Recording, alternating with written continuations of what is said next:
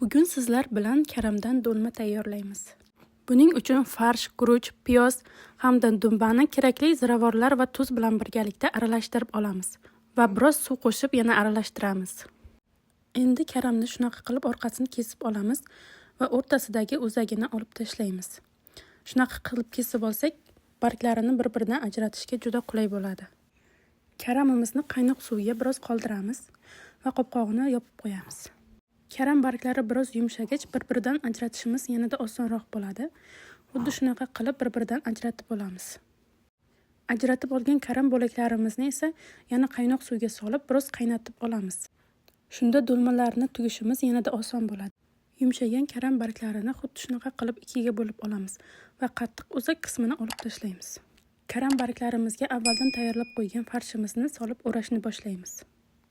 Qizib turgan yog'ga mayda to'g'ralgan piyozlarni tashlab olamiz. Piyoz qizargach, qirg'ichdan chiqarilgan sabzini solib aralashtiramiz. Va oxirida kartoshka va tomatli pastani solib aralashtirib olamiz. Tuz, murch, lavr bargi va suv solib tayyorlab qo'ygan do'lmalarimizni birin-ketin terib olamiz. Va past olovda 1,5-2 soatcha qoldiramiz. Kanalimiz rivoji uchun like va podpiska tugmalarini bosishni unutmang.